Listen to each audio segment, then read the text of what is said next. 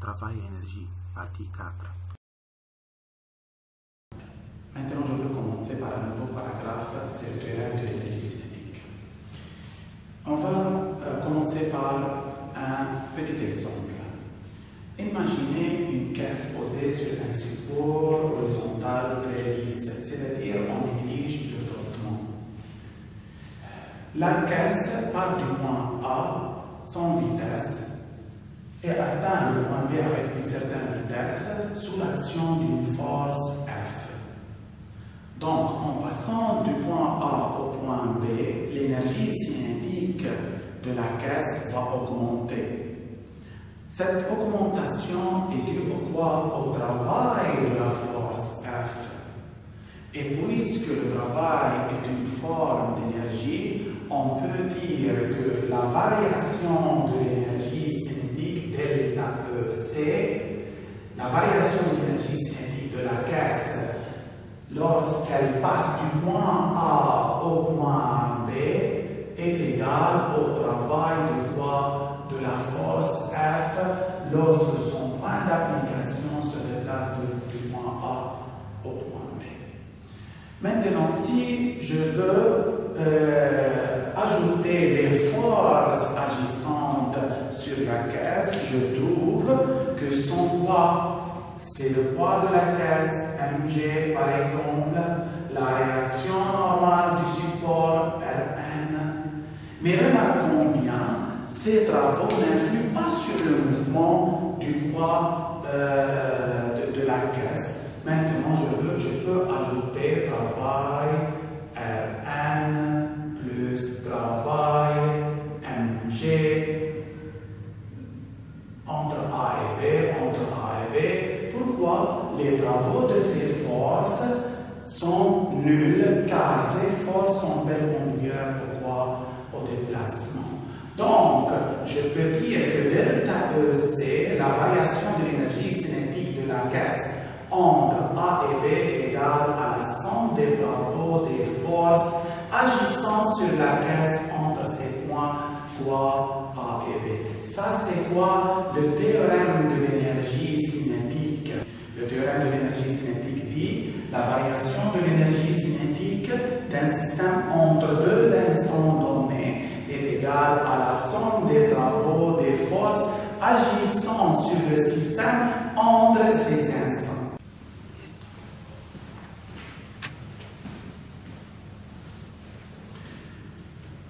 Maintenant, sous titre d'application, on va considérer une caisse qui se déplace sur un support rectiligne horizontal et très lisse, c'est-à-dire pas de flottement, en partant du point A sans vitesse et atteint le point B avec une certaine vitesse qu'on va déterminer.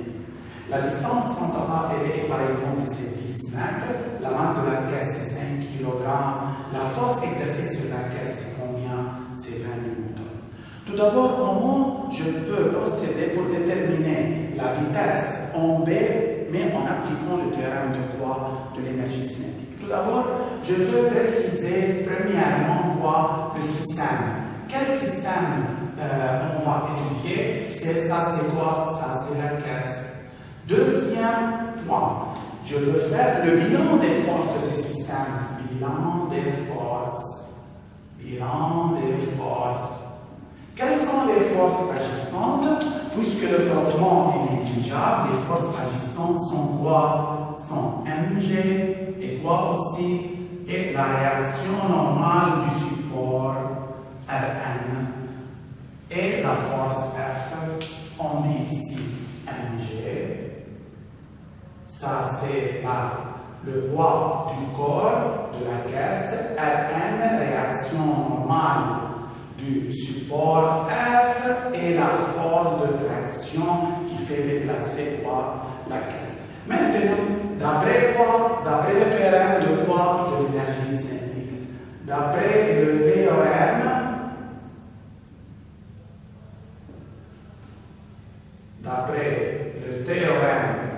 de l'énergie cinétique, qu'est-ce qu'on écrit? La variation de l'énergie cinétique entre A et B égale à la la somme des travaux des forces agissant sur les systèmes entre les points croix et croix A et B. C'est quoi la variation de l'énergie cinétique entre A et B? La variation, c'est-à-dire, c'est la différence entre l'état final et l'état initial.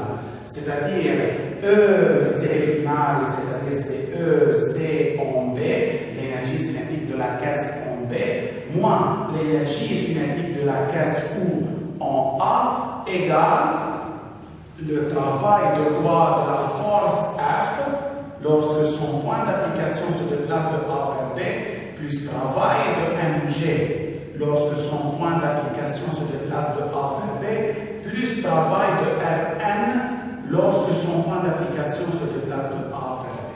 Mais on sait que quoi? Que mg est perpendiculaire au poids au déplacement.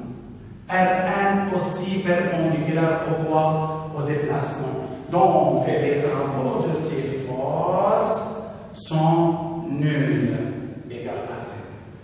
La vitesse en A est nulle, donc pas d'énergie cinétique en A. Pourquoi l'énergie cinétique dépend de la vitesse?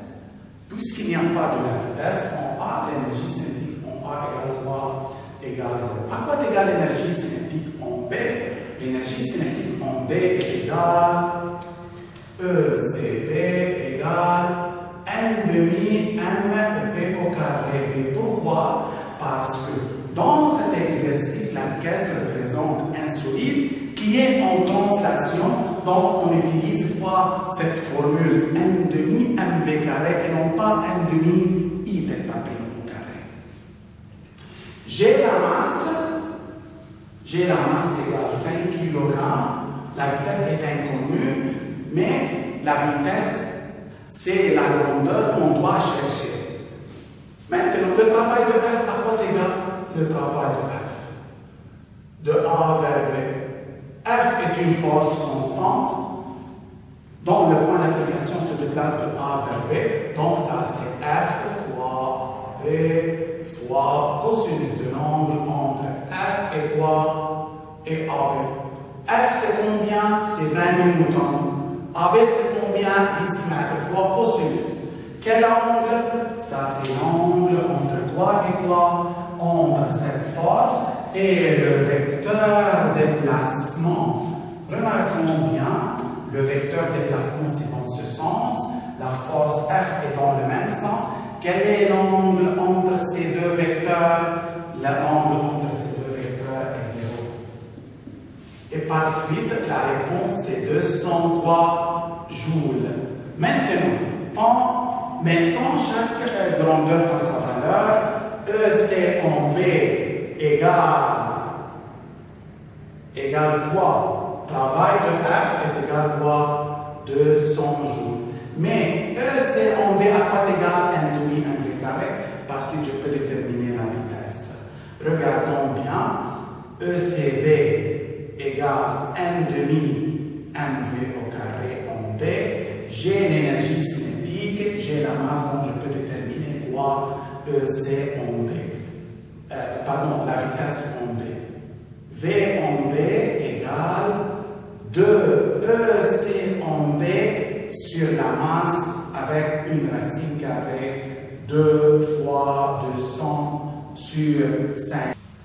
La réponse est 8,9 mètres par. Maintenant, je vais résoudre une autre application.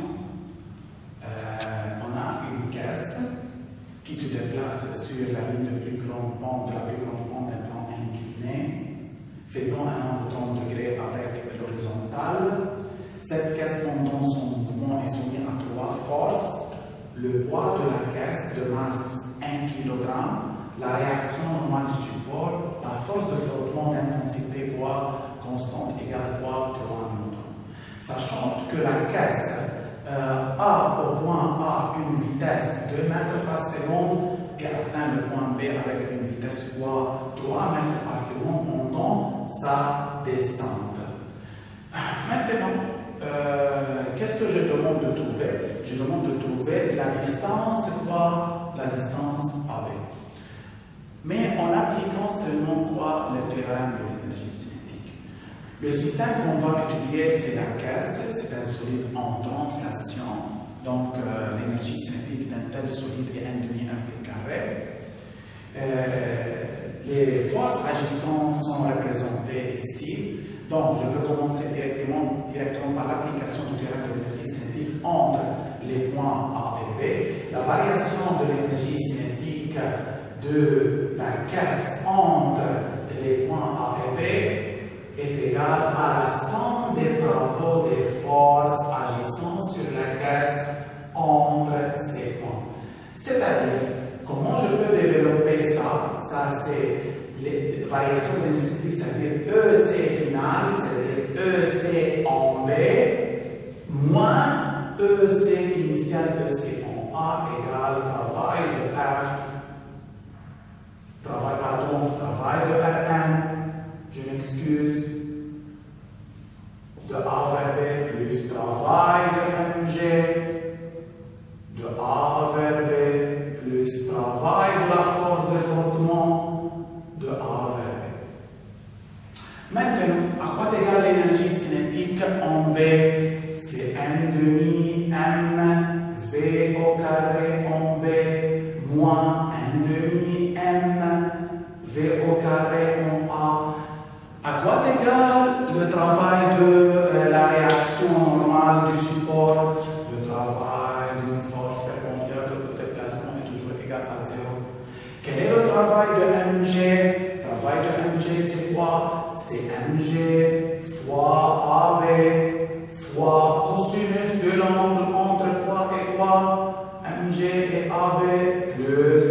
Quel est le travail de la force de frottement? F fois AB fois cosinus de l'angle entre quoi et quoi? Entre F et AB. Maintenant, n', M c'est combien? C'est 1 kg. La vitesse c'est combien? 3 au carré moins n' fois 1 kg. La vitesse en A c'est 2 au carré égale 1 fois G c'est 10, AB c'est une inconnue, fois cosinus. Quel est l'angle entre Mg et AB? Remarquons bien, ça c'est Mg, AB ça c'est le vecteur de déplacement. Le vecteur de déplacement est dans ce sens. D'accord? Quel est l'angle entre ce déplacement et Mg? C'est cet angle. Comment je peux déterminer cet angle? Je sais que on sait que ça c'est quoi? 30 degrés, ça c'est 90 degrés. Il en reste dans ce triangle, ça c'est quoi? 60 degrés et par suite ça c'est combien? 60 degrés. Donc cet angle est combien? Et 60 degrés.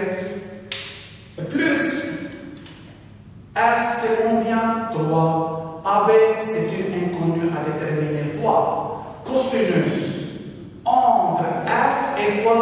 Et AB. Regardons bien. Ça c'est AB. AB c'est vers le bas. AB vers le bas. Et F vers quoi? Vers le haut. Regardons bien. AB est vers le bas. F est vers le haut. Quel est l'angle entre ces deux vecteurs? Ça c'est le représentant de AB, ça c'est le représentant de F. L'angle entre ces deux vecteurs est 180 degrés.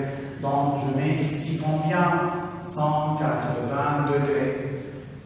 Ça c'est 9 sur 2, 4,5 moins 2 égale cosinus 60, ça c'est n'. Ici il y a 10, donc on a 5 AB. Ici, cosinus 180, c'est moins 1, moins 3 AB. On aura ici 2 AB, et ici on a 2,5, pardon. Et par suite, AB égale 2,5 sur 2, c'est-à-dire 1,25 mètres. Donc la distance AB, c'est combien? C'est 1,25 mètres.